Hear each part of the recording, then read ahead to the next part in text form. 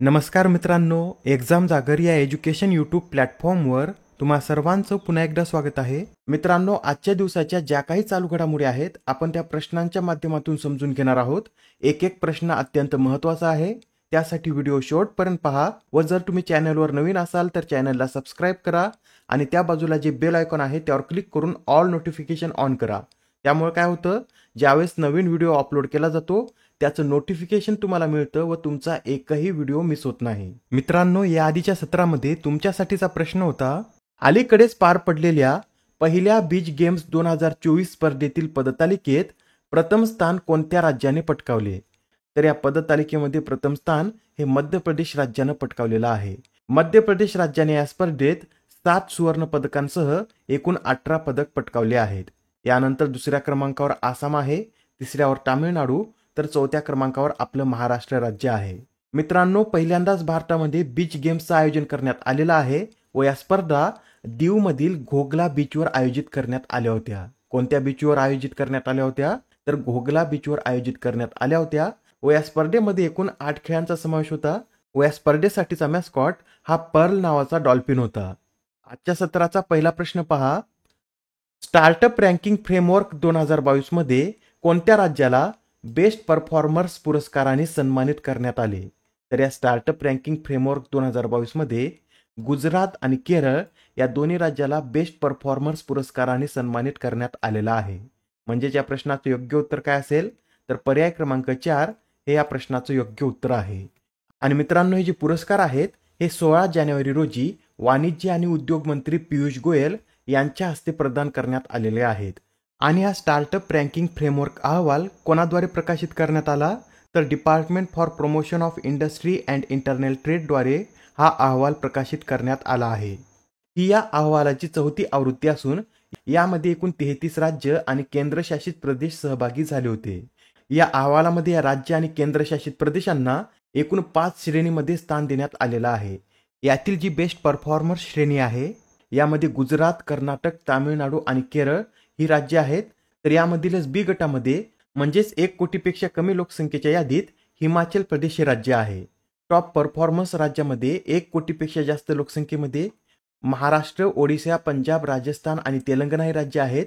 तर बी गटामध्ये अरुणाचल प्रदेश आणि मेघालय ही राज्य आहे. लीडरमध्ये आंध्र प्रदेश, आसाम, मध्य प्रदेश, उत्तर प्रदेश, उत्तराखंड आहेत. तर या लीडरमधीलच बी गटामध्ये गोवा, मणिपूर, त्रिपुरा या राज्यांचा समावेश आहे. आस्पायरिंग लीडरच्या ए यादीमध्ये बिहार आणि हरियाणा या राज्यांनी स्थान पटकावले असून बी यादीमध्ये अंदमान अँड निकोबार आणि नागालँड या राज्यांचा समावेश आहे. इमर्जिंग इकोसिस्टीमच्या ए यादीत छत्तीसगड, दिल्ली, जम्मू काश्मीर आहेत. तर बी यादीमध्ये Chandigarh, Dadra and Nagar Haveli and Daman and Diu, Ladakh, Mizoram, Puducherry व सिक्कीम या राज्यांनी स्थान पटकावलं आहे. प्रश्न क्रमांक 2 पहा.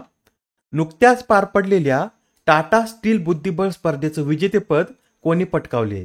तर आता ही जी टाटा स्टील बुद्धिबळ स्पर्धा आहे या स्पर्धेचं विजेतेपद हे आर प्रज्ञानंद यांनी पटकावलेलं आहे. त्यांनी या स्पर्धेमध्ये जागतिक क्रमवारीत अव्वल क्रमांकावर असलेल्या चीनच्या डेंगलेरेन यांना हरवून या स्पर्धेचं विजेतेपद पटकावलेलं आहे. ही जी स्पर्धा होती याचं आयोजन कुठे करण्यात आलं होतं?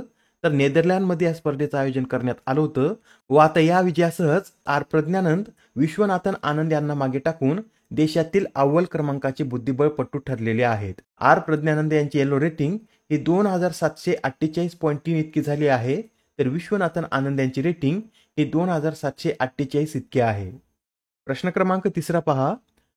दक्षिण नौदल कमांडचे चीफ ऑफ स्टाफ म्हणून कोणाची नियुक्ती करण्यात आली आहे? तर आता दक्षिण नौदल कमांडचे चीफ ऑफ स्टाफ म्हणून ॲडमिरल उपलकुंडू यांची नियुक्ती करण्यात आलेली आहे. मित्रांनो, तुम्हाला माहित आहे का दक्षिण नौदल कमांडचं मुख्यालय कुठे आहे? तर कोची येथे दक्षिण नौदल कमांडचं मुख्यालय आहे. पूर्व नौदल कमांडचं मुख्यालय विशाखापट्टणम, पश्चिमचं मुंबई, तर अंदमान निकोबार कमांडचं मुख्यालय हे पोर्ट ब्लेअर येथे आहे. यासहच नौदलामध्ये झालेल्या अजून 2 नियुक्त्या नोट करून घ्या. नुकतेच आता नौदल अकादमी एजिमालाचे कमांडंट व्हाईस ॲडमिरल म्हणून विनीत मॅकॅर्टी यांची नियुक्ती करण्यात आली आहे. तर व्हाईस ॲडमिरल ए.एन. प्रमोद यांनी नौदल संचालन महासंचालक म्हणून पदभार स्वीकारलेला आहे. आता हा प्रश्न पहा, यात काय विचारला आहे? तर 19व्या नाम शिखर परिषदेचं आयोजन कोणत्या देशात करण्यात येणार आहे? मित्रांनो, आता जी 19वी नाम शिखर परिषद आहे याचं आयोजन युगांडा या देशामध्ये करण्यात येणार आहे. ही जी परिषद आहे ही परिषद 19 ते 20 जानेवारी दरम्यान युगांडातील कंपाला येथे पार पडेल. आणि या परिषदेमध्ये भारतीय शिष्टमंडळाचं नेतृत्व कोण करतील, तर परराष्ट्र मंत्री डॉक्टर एस जयशंकर हे या परिषदेमध्ये भारतीय शिष्टमंडळाचं नेतृत्व करतील. या परिषदेची थीम सुद्धा नोट करून घ्या. Deepening global corporation for shared global affluence अशी या परिषदेची थीम असेल. मित्रांनो, या परिषदेनंतर कंपाला येथेच G77 दक्षिण शिखर परिषदेचे सुद्धा आयोजन करण्यात येणार आहे व या तिसऱ्या G77 दक्षिण शिखर परिषदेमध्ये भारताचं प्रतिनिधित्व कोण करतील, तर परराष्ट्र राज्यमंत्री व्ही मुरलीधरन हे या परिषदेमध्ये भारताचं प्रतिनिधित्व करतील व ही जी परिषद आहे ही 21 ते 22 जानेवारी दरम्यान आयोजित करण्यात येणार आहे. नामविषयी हे सुद्धा नोट करून घ्या. नाम म्हणजे नॉन अलाइनमेंट मुवमेंट आणि याची स्थापना 1961 मध्ये करण्यात आली असून भारत सुद्धा या संस्थेचा संस्थापक देश आहे. याची पहिली परिषद कधी आयोजित करण्यात आली होती, तर 1961 मध्ये युगोस्लाव्हियातील बेलग्रेडमध्ये याची पहिली परिषद आयोजित करण्यात आली होती व या नामचं मुख्यालय कुठे आहे, तर इंडोनेशियामधील जकार्ता येथे या नामचं मुख्यालय स्थित आहे. आणि मित्रांनो, सध्या 120 देश हे या नामचे सदस्य आहेत, तर 20 देश हे निरीक्षक म्हणून यामध्ये सामील झालेले आहेत. बरं, नामच्या 18व्या शिखर परिषदेचं आयोजन कुठे करण्यात आलं होतं, तर ही जी 18वी शिखर परिषद आहे ही 2019 मध्ये अझरबैजानमधील बाकू येथे आयोजित करण्यात आली होती. प्रश्न क्रमांक 5, आंतरराष्ट्रीय T20 मध्ये सर्वाधिक शतके ठोकण्याचा विक्रम कोणत्या फलंदाजाने केला आहे, तर आंतरराष्ट्रीय T20 मध्ये सर्वाधिक शतके ठोकण्याचा विक्रम हा रोहित शर्मा यांनी केलेला आहे. रोहित शर्मा यांनी आपलं 5वं आंतरराष्ट्रीय T20 शतक हे अफगाणिस्तान विरुद्ध झळकावलेलं आहे. रोहित शर्मा यांच्या नंतर आंतरराष्ट्रीय T20 मध्ये सर्वाधिक शतके करण्याच्या बाबतीत कोण आहेत, तर सूर्यकुमार यादव आणि ग्लेन मॅक्सवेल हे 4-4 शतकासह दुसऱ्या क्रमांकावर आहेत. यासच हे सुद्धा नोट करून घ्या.